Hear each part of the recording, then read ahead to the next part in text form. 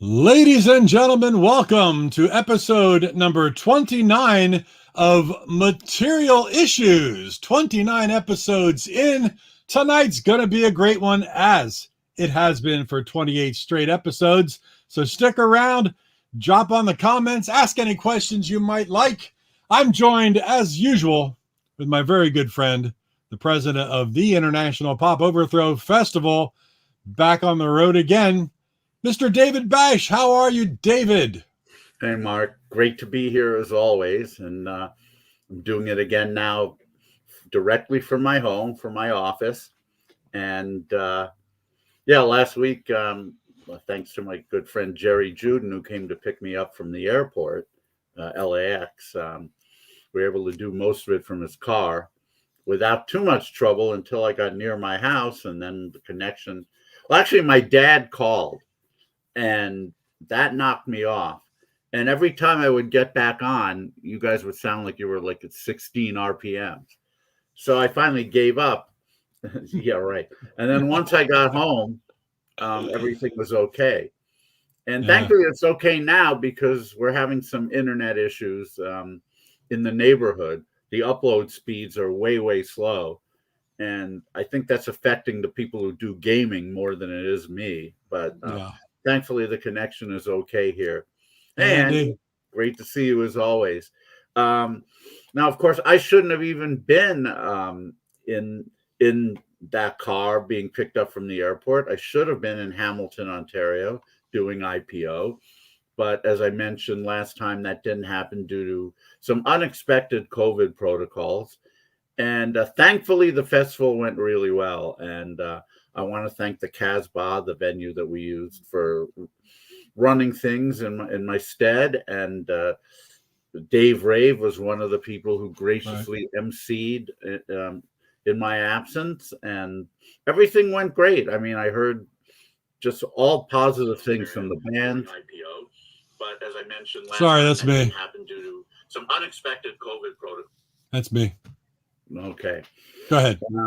Dave Ray. Well, hearing me twice is not a bad thing. No. Let's give the people what they want, shall we? We got someone say IPO rock the Casbah, to quote The Clash. Excellent. Yeah, I think I know who that person is. Somebody who wasn't at the Casbah. But no, I heard great things, and they want to do it again. Thankfully, the festival. What is it? Why do I keep coming up? No, that was me. Keep it down. I'm trying. Keep it in your pants. I can't even. We can't go there. Keep it in your proverbial pants. So anyway, so now I'm home. The next IPO I have scheduled currently is Chicago at the end of April. I'm working on trying to get things happening in Phoenix, Detroit, and Nashville. Right. Prior to that. But we'll see what happens. With COVID, everything's up in the air, and some venues aren't even back open yet. Right, yeah. Depending on the state they're in. So, we'll see what happens. That's good, though. But I know we have Chicago and Liverpool scheduled, and that, if nothing else, that's not a bad start. Yes, it is. Yeah. Pandemic world. And who knows? You might have some special guests in Liverpool that we were trying to set up there, as far as recent guests here on Material Issues. I sure hope so. Everybody, stay tuned. Yeah, stay tuned. I would certainly like to see Starry Eyed and Laughing, or any permutation that Tony Poole is a part of. I would love to see Todd Taylor. Yep. So we'll see what happens. I'm certainly going to work on it. Good deal. Well, what do we got going on tonight? We've got another guest tonight, David, that we probably could do about 4 episodes with, as far as his experience in all kinds of genres, so to speak, or he's an author. He's a record label guy. He's a musician. And not just an author of music-related books, but of police-related books. And I've known him forever. I've known him forever. We were just talking before the live show, and I remember his son in diapers, and now Now Riley's 23 years old. So, it's the whole, everything has its season, because I'll be getting into my diapers in a little bit. Yeah, right. So who we got going, David? Well, yes, the gentleman that you've alluded to, he's a good friend of both of ours. He certainly was very helpful to me when I got IPO started in Toronto, and he's certainly been helpful to a lot of musicians out there whose records he released on Bullseye, his label. The Canadian Pop Music Encyclopedia, just an amazing, yeah, right. Just an amazing 2-volume tome of everything you wanted to know about Canadian bands, both famous and obscure. And it's really a monumental accomplishment on his part. But he's been doing this kind of stuff for a long time. Just a tireless worker, and somebody to whom we owe a great debt of gratitude. And we're very, very pleased to have him bring back. Yeah, that may very well happen. Anyway, without further ado, would you please give a huge Material Issues welcome to Mr. Jaimie Vernon? Jaimie Vernon! Thank you, gentlemen. When I see that happen, I think about the Wizard of Oz and the Lollipop Guild. That's it. That's what's called apparently that's called the championship hand clasp. Oh, okay. All right, I'm clapping for myself. I learned that from the Heroes and Villains book on the Beach Boys. Oh, wow. Murray Wilson gave himself the championship hand clasp, I guess, when he showed the Beach Boys that he was the man. Now, see, there you go. I know who said that. That's it. Well, thanks for having me on, guys. It's good to see you both again. It's wonderful to see you both, especially during these troubled times. Yes, indeed. And I'm glad IPO Hamilton went off well. That's good to hear. Mr. Rave. I knew that the Casbah was a top shelf venue. It's amazing. Yeah, you've been there. Yep. I knew that I only book bands who are responsible people, and I was very confident that they would do what they were supposed to do, and the venue would run things tightly. And I've had only good reports, so a big sigh of relief. But next year I'm going to be there. I mean, yay! One way or another. I don't think we'll have to worry about COVID protocols a year from now. But no. But if we do, I'll know a little bit more in advance than I did. Sure. Yeah. But enough of that. What's going on, Jaimie? What's going on in your life of music and otherwise? Oh, everything. I just literally last week reissued my second solo album from 2005, Time Enough at Last. With the original album had 21 tracks on it. This version has 56. Whoa. So wow.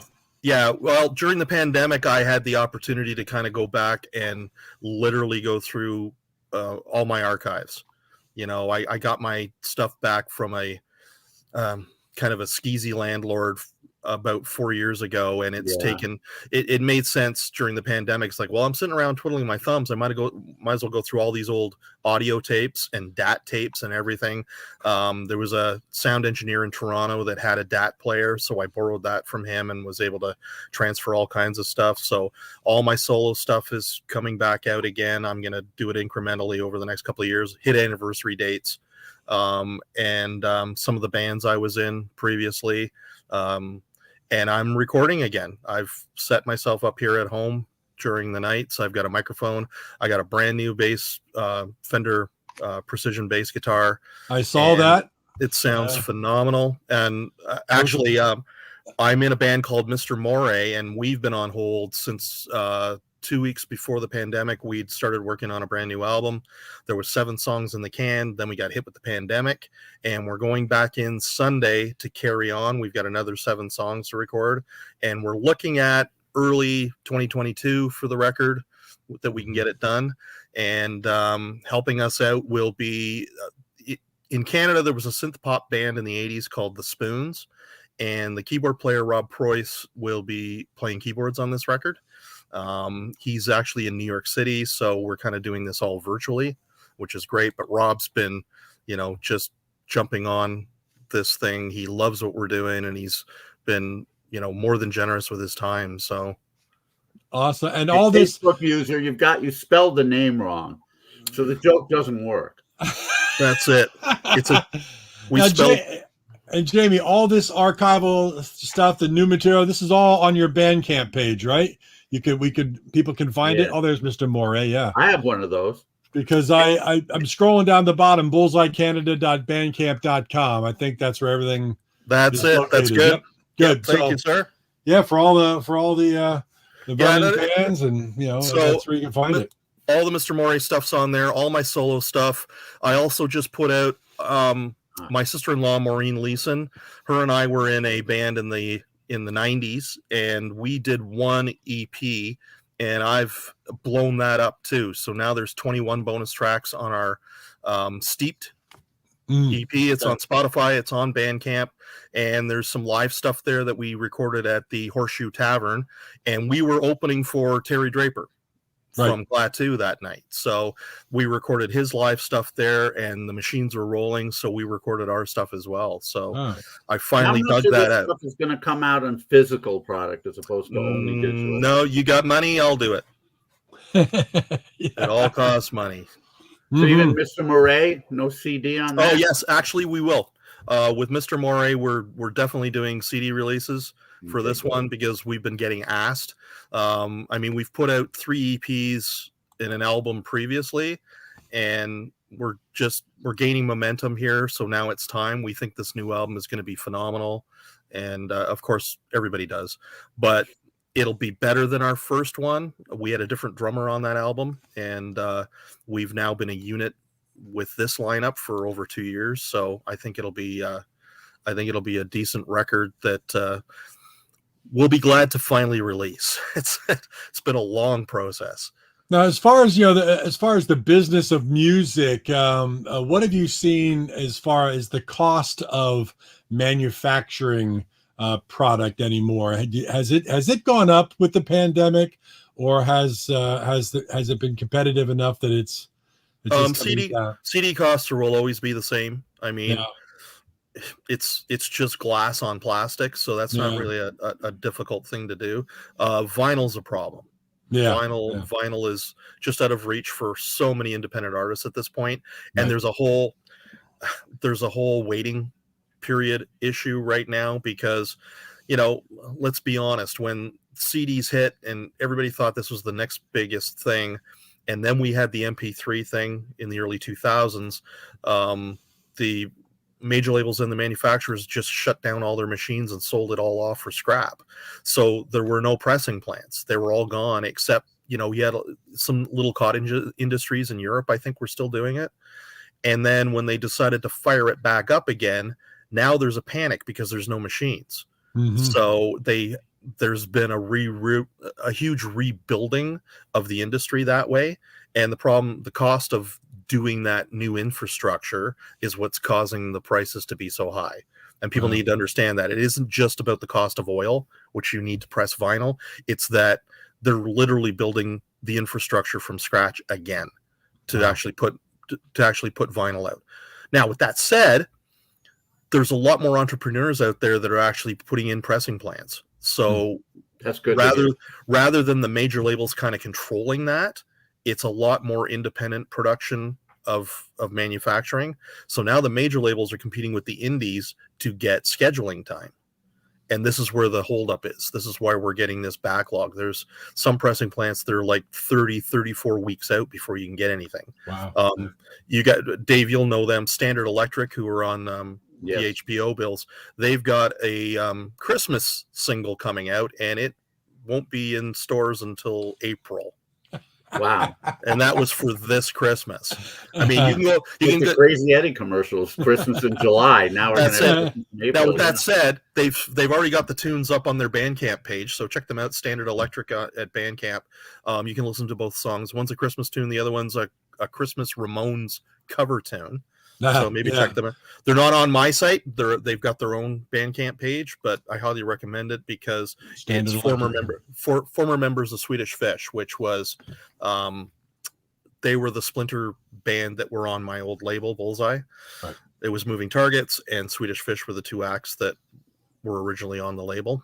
So let's talk about Bullseye a bit, because as I recall, you started it as sort of a vehicle for your band Moving Targets at the That's time. right. Yeah, me and Simon. Did you have at that time any aspirations? Because this was in the 80s, right? Did you have aspirations to make it into, something where you were releasing other people's music and reissues? Yeah, absolutely. Well, not reissues. It was always supposed to be an independent label to just put out independent product from new upcoming acts.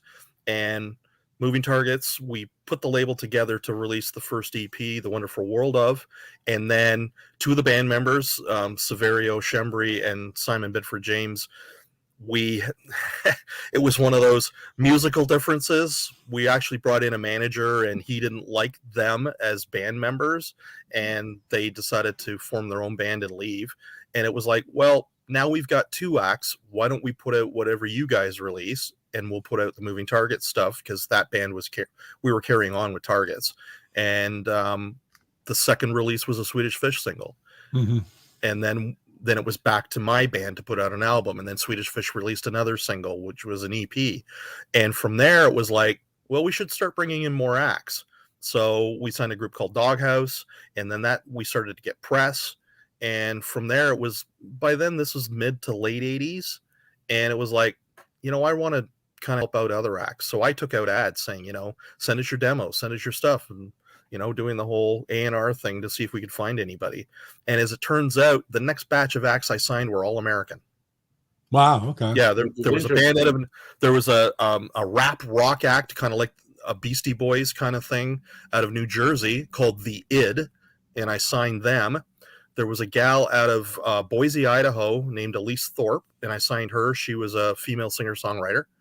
And a gentleman out of Minnesota named Sean Gardner, who has since passed away, unfortunately. But he was doing a Prince thing. He was doing this kind of dance rock thing. So I kind of had the gamut covered. And by then, Simon had left Swedish Fish, and he was doing a solo thing. So I then signed his solo act, which was Simon Truth and the Last Band. And Simon and I are now back together after all these years in Mr. Moray. It's his vehicle. I'm glad to see that. Yeah, it's his vehicle. He asked me to kind of come in as the bass player because they were having trouble finding bass players. So I said, sure, let's do this. And, I've been in the band since 2018. So it's been a riot. It's been fun again because we just don't care about the industry. It's like, no, we're going to release these things whenever we want on our schedule. And we'll just go in the studio, record 4 tunes, or we'll record 7, or we'll record 8 or whatever. So this is the freedom you get as an adult when, not that we have tons of money, but now we can prioritize where our money is going as adults. You know what I mean? It's not going in. We're not buying houses anymore or new cars or what have you. We're not sending kids off to college. My daughter just got married, so she's kind of on her way on her own. And my son's here, and he's doing his own thing with, video design, which is great. So. Yeah, and I saw the new P bass. That was a birthday gift, right? Yes, yeah, nice. From Simon. Simon's very generous to me. Yeah, nice. Great guy. It was kind of unexpected. It was supposed to be a different bass, and the manufacturer couldn't get us the one that we had ordered. It was supposed to be seafoam green, and it was like, well, it's taken too long to get this to you. Do you want this other bass? And it was like, it's copper. It's literally the color of a penny. Mm-hmm. So it was like, yeah, I'll take it. I just want to play a new bass. Let's go. And it came just in time because we're going back in the studio on the weekend. So it's like it worked out really well. Nice. Well, you were mentioning money. That had to be difficult. I mean, you were wanting to sign so many different acts when you were in the initial stages of Bullseye, and that had to cost.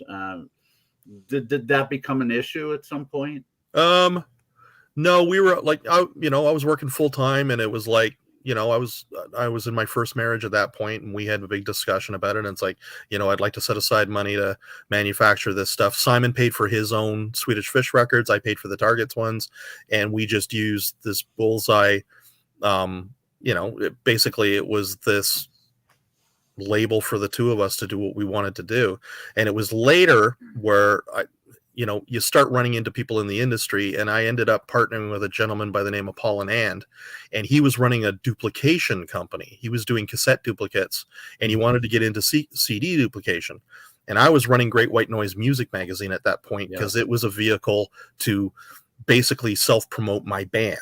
It's like, we went from, it was a fan club initially, and it was like, well, we've got all these people already subscribed to the fan club. Let's expand this thing into a magazine and cover other artists. So, and it was like, Paul helped me out, and he said, look, we can get money from the Canadian government to put out some compilations of indie artists. So this is where Unsigned, Sealed, and Delivered had its origins. Right. And basically in 1991, we put out the first two, and the government gave us 12 grand to manufacture these CDs. So we spent $2,000 on each disc, and the artists came on. And back then, they, like with your IPO discs, Dave, they would pay a nominal amount to get on this thing to save their spot, and we put them on it, and we ran that thing into retail outlets. That's how I got in on the ground with Sam the Record Man here in Canada. And we did showcases. We put together a showcase going, okay, here's the IPO showcase. Here's some of the bands on the CD. And it kind of took off because no one was really doing that at that time. You'd get sporadic ones coming out, but they were always sponsored by, a pizza company or a clothing store or something. We had no sponsors. We did this all ourselves. And we used that also as a springboard for the basically both the magazine, the record label, and his duplicating company, right? So the artists that were coming in to get duplication done, we put on the CDs. So it was just this self-feeding machine, and it worked out well. We did 6 of those discs, and we actually made some money off of that, all courtesy of our socialist government giving us money to do that. I was going to say, U.S. government, take note of this. We can use that kind of help. We have a very large support system for the arts here. There's a body which is independent, but there's money fed to it from the music industry and from the government. They cost share, and it's called Factor. And of course, the problem with that is that you've got thousands of Canadian artists are all trying to grab a piece of that pie. Right. But when Bullseye got bigger and I had a second business partner, Jim Hake, that's when we started doing the reissues, and we also signed new songwriting artists as well. And we started getting money from Factor to kind of help with offset those costs. So, but that came later. That was late 90s when we started, basically doing this, working on making it full time. Because up to that point, I was working for the government. I worked for the city of Toronto, city of Scarborough then, but it's the city of Toronto now. Yeah, and, we like to keep our city clean, eh? That's it. Kids, one of my favorite kids in the hall lines. That's it. The Cincinnati kid and the Toronto kid. Yeah, that's it. Where did the name Bullseye come from, Jaimie? Oh, it was just a play on words from Moving Targets. Yeah. Okay. Because what was the tagline? If it's a hit, it's got to be Bullseye. Or if it's a bullseye, it's got to be a hit. I changed that later when the Napster thing happened and all the major labels started suing people on P2P networks. The record labels started suing basically music fans. So we changed our tagline to "Not suing our fans since 1985." Right. My lawyer hated it. He goes, "You got to stop using that tagline because the industry is going to, kind of push back on that." And it's like, well, then tell them to stop suing people. Exactly. Well, I was outside of the system anyways. I was independent through and through. I had distributors that were not part of the major label system, and it all. As the music industry started to collapse in 2008, my distributor got into bed with EMI Records, and I bailed. I said, I'm out. They're like, well, but I said, look, now my product's going to be in EMI's warehouse. It's going to be under lock and key. I'm going to be a hostage to their, their whims or whatever. And now you've just cut the piece of the pie into 3 pieces, and I don't know what I'm going to get paid. I'm out. And as it turns out, the reason my distributor did that was because they went bankrupt right after it. Wow. Yeah. So concurrently, you're running Great White Noise, and that was a very unique magazine. I'd never seen anything like it because it actually had 2 covers. Yeah. You flip it around. What was the idea behind that? I wanted to cover basically for commercial reasons and trying to get exposure. I wanted the major labels on my side to send me product that we could review. But at the same time, I didn't want to lose the idea of covering independent artists.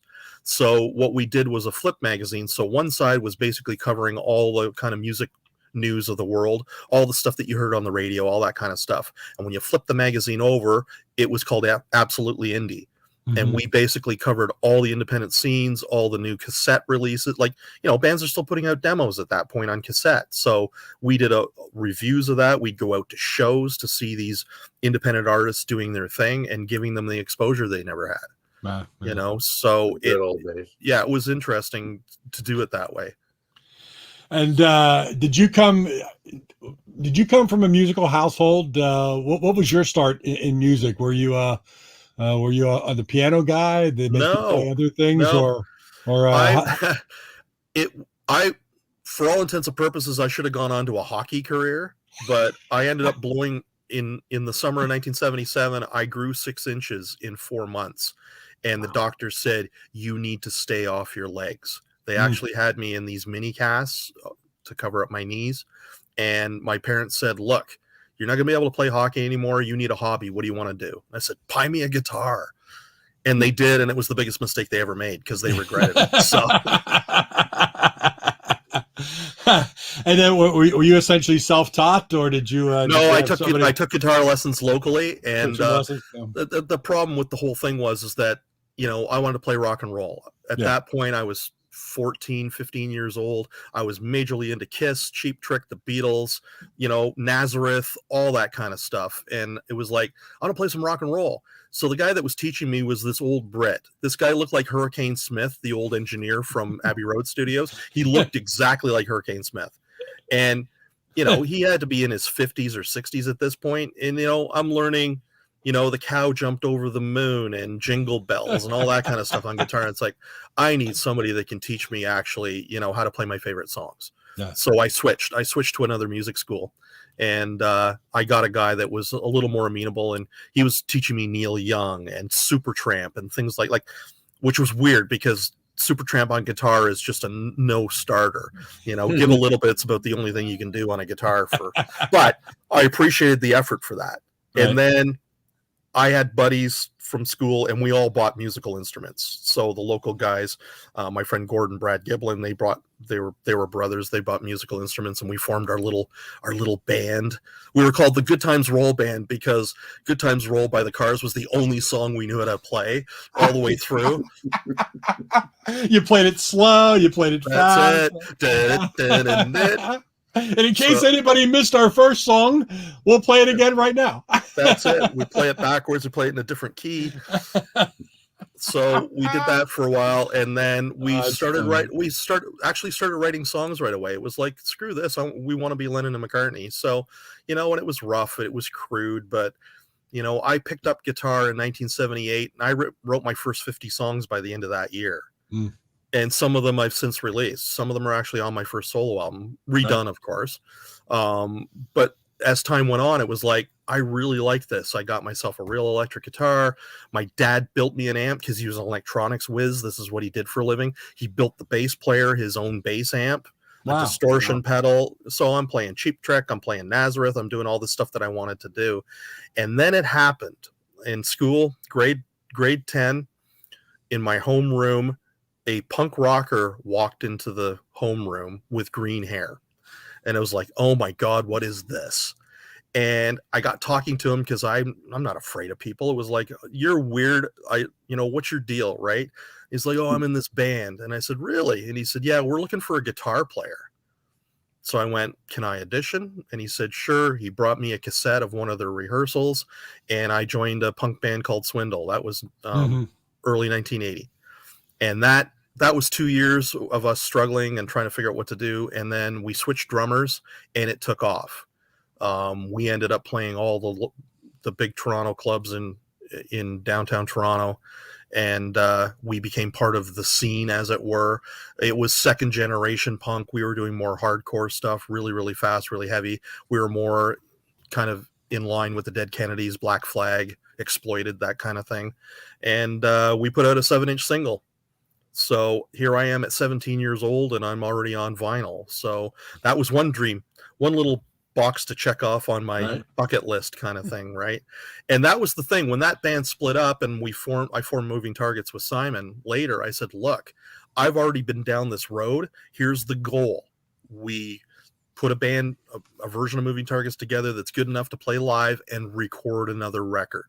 And that's where the first Bullseye release came from. It was that dream. It was that vision. It was like, this is easy. It's easy to do this without having to go big major labels to come out to clubs to come and see you.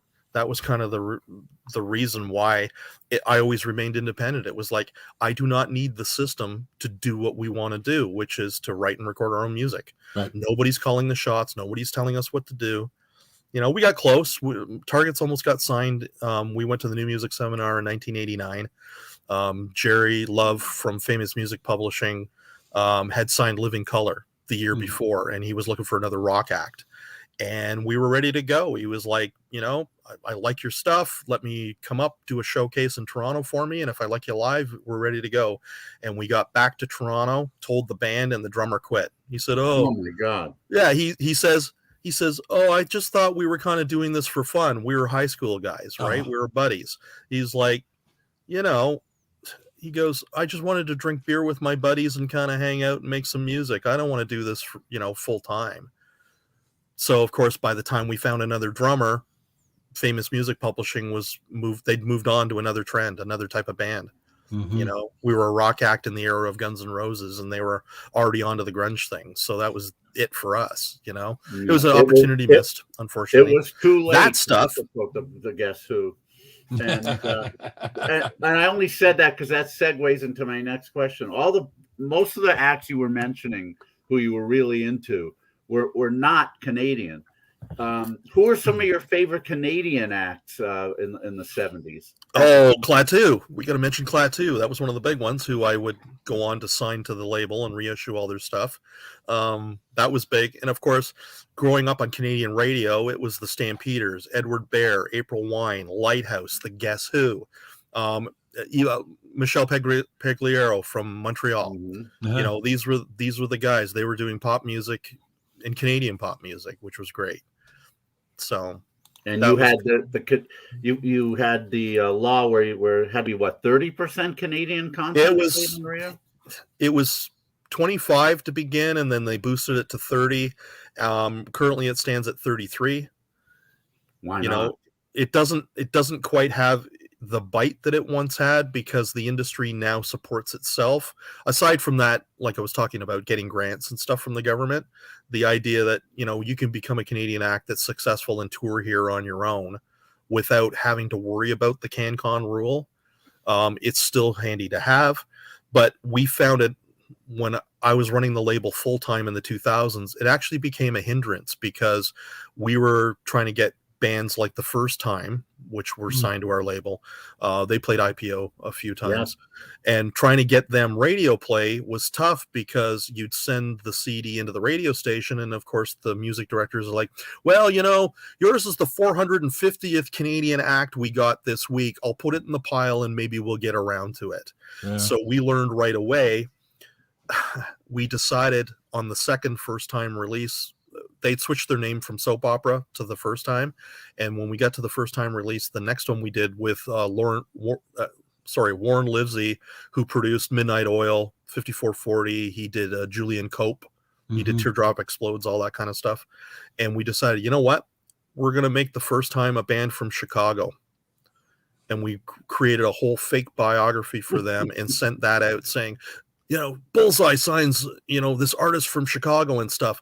So when we sent the CDs out to radio, it didn't go into the pile with the 450 Canadian acts. It went into the short pile with all the major label acts. And we managed to get airplay. Wow. I Nice. love it. Now, during the whole time, though, Jaimie, because I've known you as having quite a collection, and of course, anybody that really knows you knows, as a historian of Canadian content music, you're about as good as it gets. Thank you. Was it a passion for collecting, for archiving once you got into Great White Noise? And how did you become this person that just knows so much about Canadian?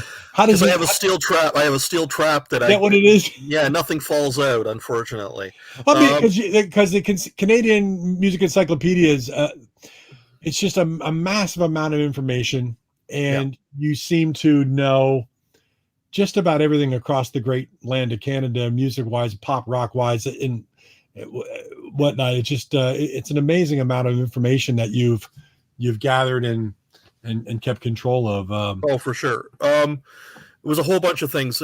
I wasn't collecting music first. I always bought records as a kid and everything, but I was a big fan of David Bowie and Elton John when I was growing up. The Beatles actually came later. I didn't discover the Beatles until 76, but I was into Elton John when I was small, and I bought 7-inch singles. Anything that was on the hit parade that came out, I was like, ooh, what's this? But as per the CanCon regulations, a lot of our radio charts was just filled with Canadian music. So that's the stuff I was hearing. That's the stuff I was buying. Seasons in the Sun was probably the first Canadian single I ever bought by Terry Jacks. Mm-hmm. And over time, I kept all that stuff together. When I started writing Great White Noise and I was covering our act plus all the other Canadian acts, it's like, wow, there's a lot of information here. I should write a book. And, to put a historical perspective on this, the original book was supposed to be about independent artists. My doorbell just rang. Dave's off. Dave's off to see the wizard. Yeah, he's he gets these. I won't even go there. Go ahead. But so with Great White Noise, it was like, I've got all this Canadian information. I should put this in a book. And I actually went so far as I went to the National Archive in 1986 to go and look through all their stuff to see, because this is pre-internet. So you couldn't just Google anything and find out what the heck was going on with an artist, right?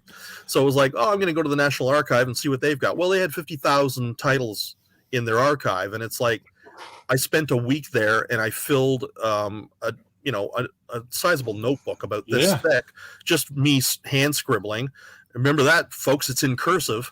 So I filled this thing and I got back home and I was looking at it and it's like, this is going to be impossible. I can't do this. And I kind of put it aside. So the stuff. Facebook you. That's it. Seasons in the Sun for sure. So I put that stuff aside. But when I started writing Great White Noise, I was able to actually go back and kind of tap into those notes that I made. So I would write about new acts, but I would also feature old artists. Hey, what are the Stampeders doing now? Oh, what's this band doing? What's that band doing? And it's funny enough, it's my basically follow up with Klaatu that kind of launched a whole bunch of stuff, which actually got me in touch with, my wife Sharon had answered an ad that Mark put in Goldmine magazine. He was looking for either selling or buying Klaatu memorabilia, and it's like, well, I've got a whole bunch. He could buy my stuff from me, right? Because I'd had it. Damn, since where was I? That's how Jaimie and I met, and ad in Goldmine magazine. Yep. And to his credit, and I'm gonna say this because I've never said this publicly before, Mark is the reason why I ended up signing Klaatu, because had I not met him, I would have never gotten into the back in those days. It was the listserv mailing list that we were on, the same as Oddities was. This was the Klaatu mailing list, and from there I met all these fans, and they're like, we want to see some reissues. We want to know what's in the archive. We want to know more information and blah, blah, blah. And it's like, I made it happen. Yep. And Mark was there. He was there at the inception of that whole thing of trying to get these guys signed. I signed Terry Draper as a solo artist. Then the following year, I signed D. Long as a solo artist. And together, we kind of connived and schemed to get John Wallachuk, the third member of the band, to sign off. Yeah. And by 2001, I'd gotten a deal to reissue their entire back catalog, everything. Which I have to say is, of all the impressive things that you've done in your life, and there have been many, that one takes the cake for me. It was a passion project because I was such a huge fan, at the age of 12, hearing Sub Rosa Subway on the radio going, oh my God, is it the Beatles? But knowing right away that it wasn't, because it was Canadian radio. See, we already knew in Canada that they weren't the Beatles because they'd already been around for 3 years. Right. I Keith did Hampton's not know Music that. Machine. Yeah. I was an 18-year-old kid at Syracuse University. I read the article. It showed up in our school newspaper. And my friend Keith Raddick, who I mentioned, who was a member of the Klaatu group for a while, he was a fellow student. And I ran out and bought the album. I ran out and bought the album, and we're listening to it in my dorm room, and we're like Beavis and Butthead. We're saying, it's them. I'm telling you. Listen to that. Listen to that bass lick. Listen to that McCartney-esque vocal. Listen to that. It's them, I tell you. And we were freshmen, and this one sophomore guy said, no, it isn't. Come on. Yep. And then we found out that it wasn't. Yeah. Well, there was a lot of wheeling and dealing getting that deal together, and it started with Terry, and I have to credit Terry because I was nobody. The label was a part-time idea, and I ran into some financial road bumps in the early 90s when my first marriage fell apart, so I wasn't really active with the label or whatever.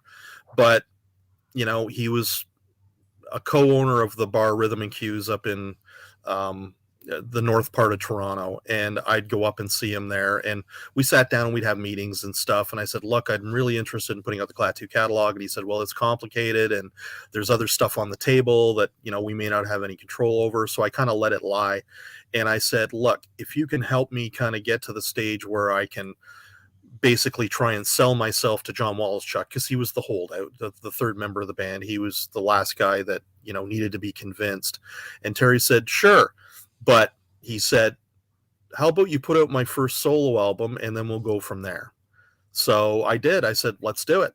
So that was light years later. And to his credit, Ray Paul Klimek at Permanent Press in the States, he put it out in the United States first, and we put it out in Canada. And we had a big party, which this is where I met Mark for the very first time in person.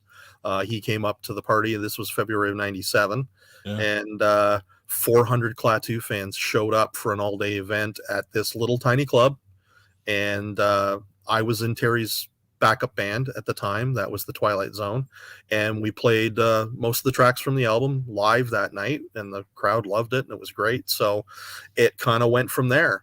And D Long had come in to do the Q&A questionnaire during the afternoon.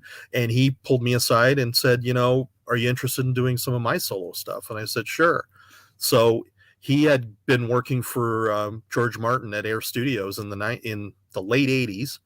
And he had done a whole bunch of demos that he was using to kind of sell the idea on the CMI Fairlight sampler that they were using for production over there. And that gear was used on albums by, Dave Gilmour, Duran Duran. Paul McCartney used it on the Give My Regards to Broad Street album. So Dee had worked on that record, and he had these demos, and I said, let's do it. And he said, well, you have to understand they're demos, and the stuff was done in the 80s, and it's already the 90s, right? And I said, the Klaatu fans will love it. Yes. And we did it as a double album set, and we put it on an extra EP with all the stuff that was left over, and it just sold out. So the label kind of went from there, and it was that interaction that brought me to my future business partner, Jim Hake, because he was one of the Klaatu fans that bought the stuff. And I said, and he was, he was an investor that wanted to help me out with the label. And I said, look, we can put, another album out by D, because he wanted to do a new one fresh from the ground up without having to do any reissues or old stuff. And I said, D's going to need money. He's going to need production money for gear and, producing this record. I said, I'm trying to get this label off the ground. If you invest in me, then we can, diversify the money into several acts. And that way Dee's album or Terry's album isn't floating the label. I said, we can have money streaming in, different revenue from different releases. And he said, let me know what you want to do. So by then, I was out of the city of Scarborough. I was now working at Sam the Record Man for their virtual online portal. This is when e-commerce was just brand spanking new, and Sam's wanted to get into the online business, and they hired me because of my Canadian music knowledge to be their Canadian content editor. So it all kind of fit together, which was, just amazing. Right. And with my feet in the ground at Sam's, I made all kinds of contacts and connections and got myself a distribution deal for the label. And that was the key to getting John Wallace-Chuck on board. He's like, I don't want to give you Klaatu if you're just some little indie label selling stuff online. He said, if you've got national distribution, that means it's going to be in retail. And John and Terry and Dee were old school. It's like, we want to see our records in the stores. Yep. And I said, we can do that. So we did. And that blew up, over the course of the 5-6 years. Well, I had the band signed for 10 years. And over the course of that and all the different releases we put out, including the box set, I was able to get that stuff as far away as Japan. We were able to get distribution into Japan, which was great. Wow. Yeah. Well, and I got to say, just to throw something in there real quick. I mean, as far as the music business world and the people that I've met, I consider David Bash a great friend. I consider Jaimie Vernon a great friend as well. There's a handful of people that mean the world to me. And that whole time period, Jaimie, when that was going on and I came up and we were hanging out and I got to know you and Sharon and little Riley at the time. So some of the best memories of my life. And I thank you for all of that. And it was just it was exciting, wonderful ride. And of course, whenever I was getting into starting a label, the first person I called and said, how the heck do I do this was Jaimie Vernon. And he was telling me, you told me a whole bunch of things about the business. And I said, I have no idea what I'm going to call this thing. And you said, well, call it what you are. Call it Pop Detective Records. And that came from Jaimie. And well, that's because that was your handle when you were writing reviews, right? So it made sense. Yeah. And I have to add my thanks because when I started IPO in Toronto, Jaimie helped me out, first of all, by doing a bullseye night, which was an afternoon. And also, having me at your home, you and Sharon, you were wonderful hosts. I greatly appreciate that. No problem. It's very, people think it's all fun, but, going on the road is nerve wracking. Yeah. So it's really hard. Time. Yeah. Really hard. I mean, so coming to Toronto, I didn't know that many people. So, you definitely put my mind at ease. And we did the record stores. That was kind of cool. It was let's go, let's shop. That was very cool. And you were mentioning the event where 400 Klaatu fans came in. Yeah. That was the event where the three guys were just supposed to talk. And then no, that was 2005. That was 8 years later. The one that Mark and I were at initially, where I met Mark, that was just Terry's CD release party. Oh, but it was the first time that there was ever going to be any kind of Klaatu person playing live. So all the fans went mental. And as it turns out, just to give everybody a little snack, we played December Dream off the Magenta Lane album. So everybody's screaming for Calling Occupants because that's a track that Terry sang, but we just weren't prepared. There was no way we were going to be able to pull that off. You know what I mean? Yeah. We were just, we weren't a fly-by-night band, but we were certainly thrown together. We only had about a month's worth of rehearsals, and it was my band with my sister-in-law, and we just became Terry's backup band, and we augmented it with some other musicians. We had Chris Hess on saxophone.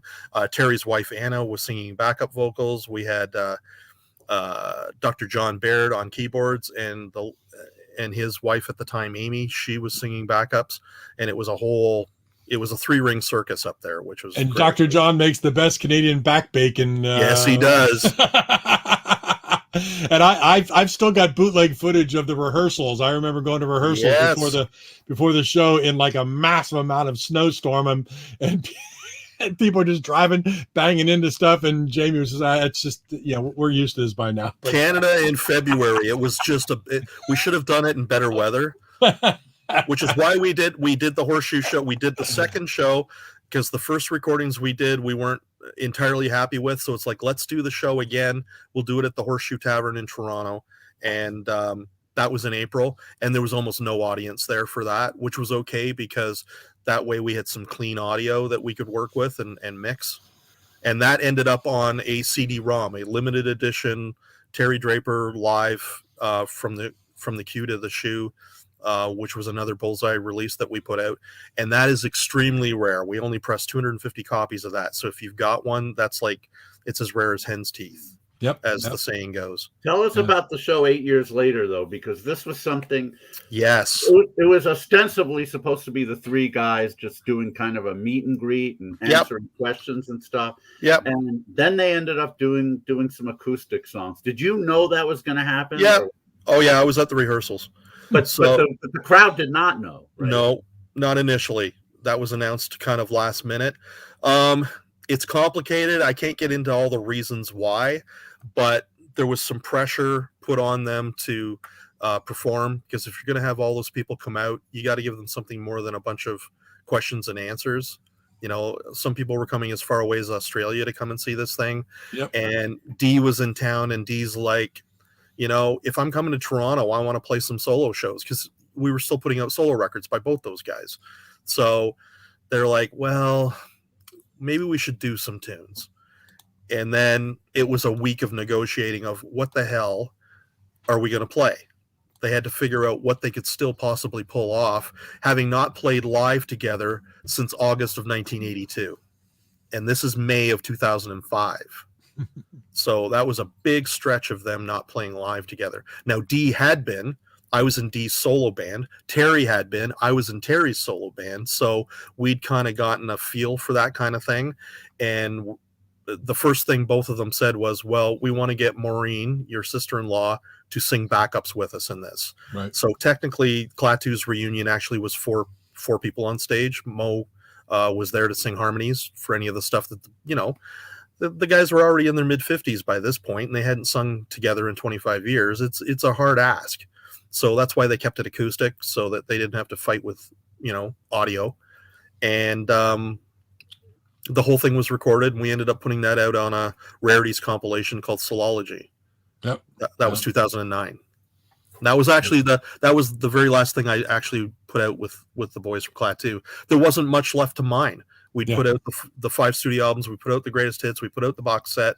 We even did an addendum to the box set, which was the vinyl album called Rarities. And then, of course, people that didn't have turntables were complaining, well, we want to hear those songs on the vinyl. So the 6 live tunes from 2005 were added to the vinyl, and that became Soulology. Mm-hmm. So, and that's it. That's kind of that's their archive. Everything's been reissued except Woman, which was a German song that they had recorded in 1988 under duress for a television show in Germany. And that was released on Polydor on CD, vinyl, and a 12-inch single, which was kind of neat. In very small amounts, too. Only 2,500 copies or so of each.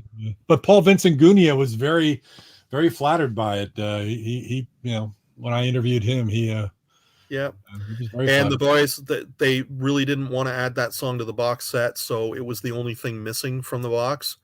Other than, actually, there's no version of Knee Deep in Love on the box set either. Well, we had a list. We had a list of like 3, you know, I think it was like 70 or 80 different versions of stuff. And it's like, well, what do we put on here? You know, and then John, to his credit, found stuff in the archives that were, you know, just phenomenal versions of songs. It's like, well, this has to go on the box set too. Like, we can't leave this off.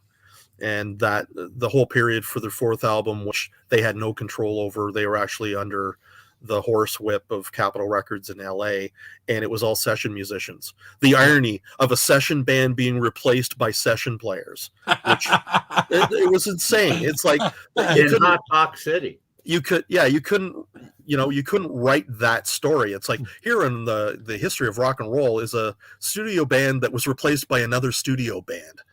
But they had some top talent playing on that album. Lee Sklar played on that album. Jeff Porcaro played on that album. There was a number of big Ed time Green. people. Yeah, the whole LA Express was on there. Tom Scott did saxophone, so it wasn't like they had some no-name acts, and Christopher Bond produced it, and he had done all the Hall & Oates, right? Yeah. So, yeah. But the problem with that is then it just sounded like a Toto record and not a Klaatu record. So, You're absolutely right. Oh, Lord Almighty! I got to ask you a few questions, Jaimie. Sure, man. Before we run out. Yep. Of all the stuff that you've released, apart from your own, of course, that you've released on Bullseye, what's your favorite release? Favorite release?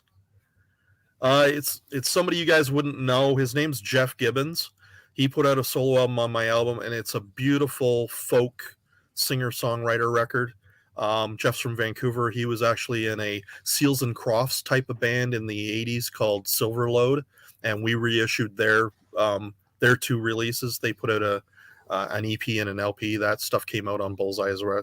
So I got Jeff to record a new album for us, and it's still, I still listen to it on Spotify even now. Beautiful voice, very, very James Taylor-ish, Jackson Brown, that kind of stuff. So it's I believe really he cool. played IPO Vancouver one year. Yeah, probably did. So at the rail yard. Yeah, at the railway. Yes. Yeah, the Railway Club. Yeah, Yep. And here's the funniest thing: the second one would be Tom Hooper's release from Grapes of Wrath. Wow, okay, and he's from Vancouver as well. Tom and I are actually, Jeff and Tom are still both in touch with me, and we talk, quite often. Grapes of Wrath are coming back into Toronto to play the Horseshoe Tavern again, so that's good. Actually, I just quickly to address when you guys posted about this stream the other day, someone who's a fan of yours that watches the show was asking about the Sadies.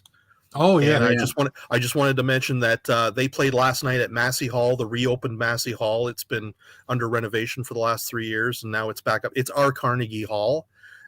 They opened for and backed Buffy St. Marie, the indigenous folk singer here. She wrote Universal Soldier, which Donovan did a cover of.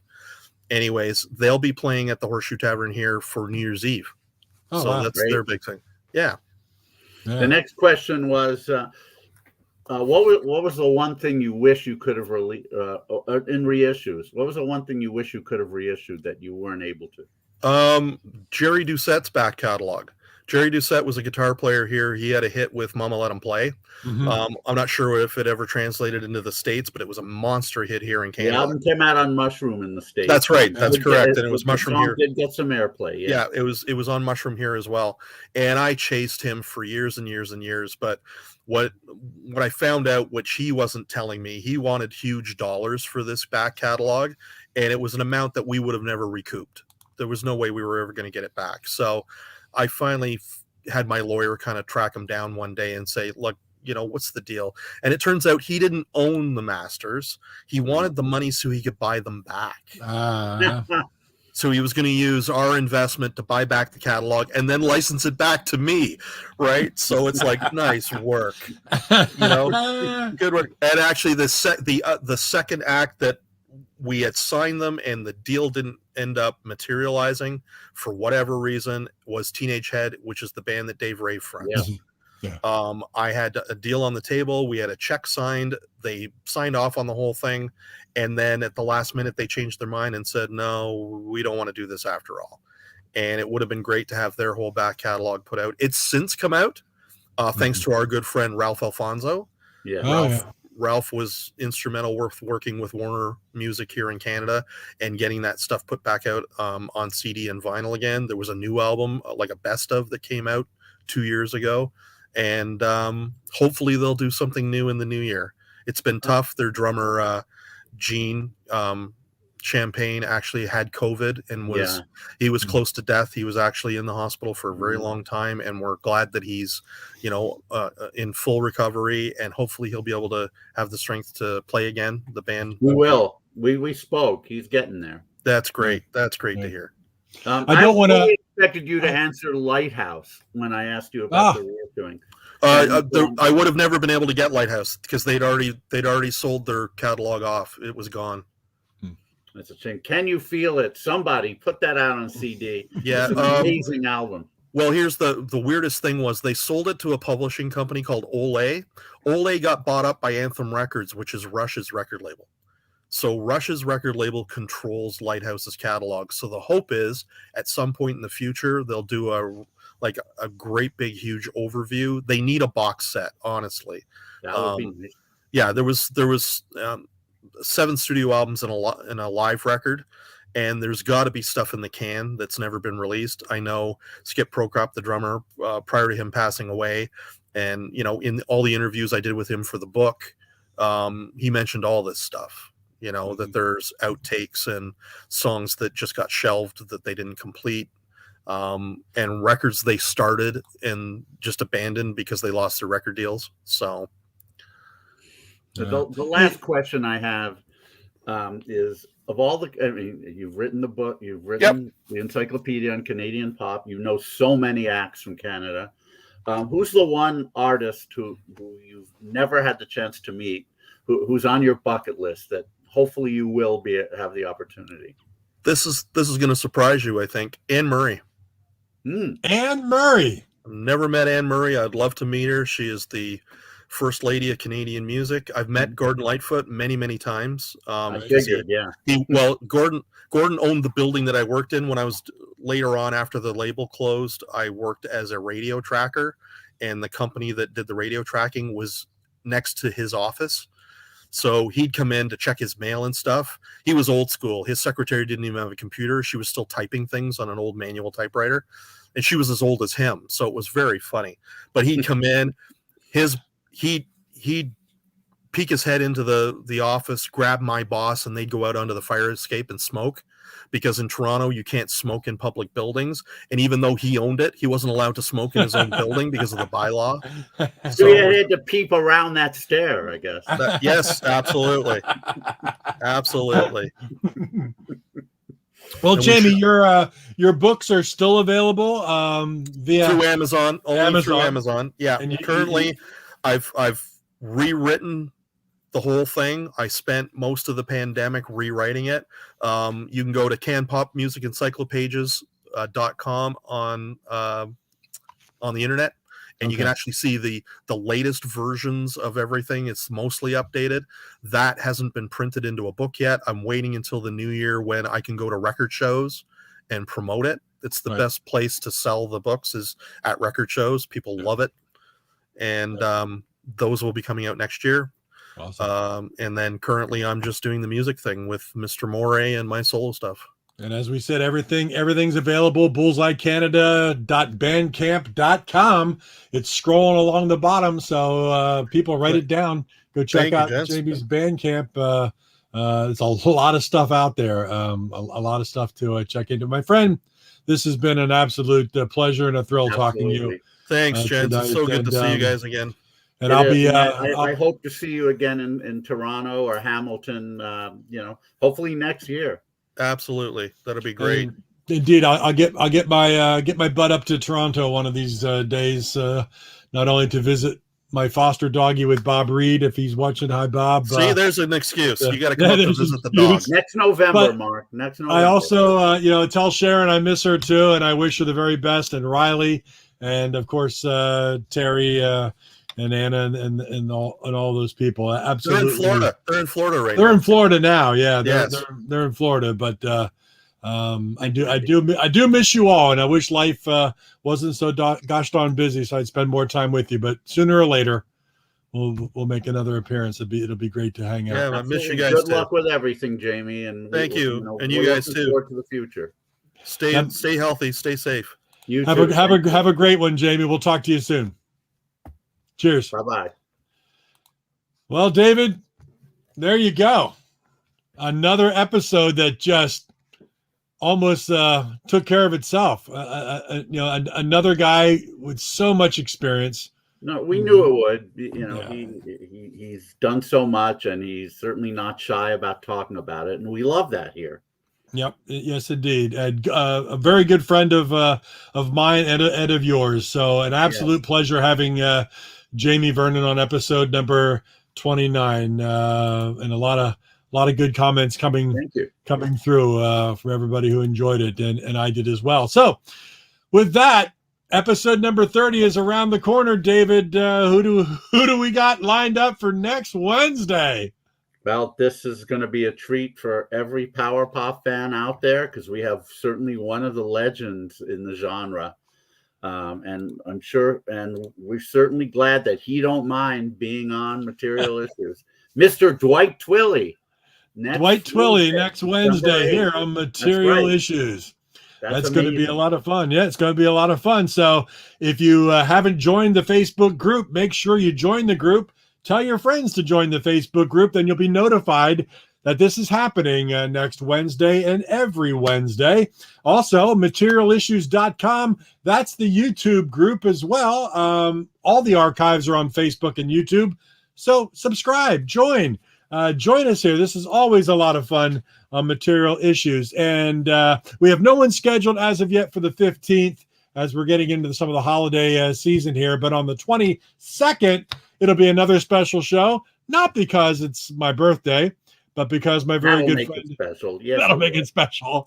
But my very good friend, Frank Sesich of Blue Ash, Steve Bader's Dead Boys, and Deadbeat Poets on Pop Detective Records will be joining us on December 22nd. Yeah. What a great guy. So another guy that is just full of a lot of great stories, and we're looking forward to that. But again, my friend, thank you, David. This has been a pleasure again, and we'll see everybody next Wednesday. Stay happy, stay healthy here on Material Issues. Absolutely. Thanks again, Mark, and we will see you all next week. Have a great night.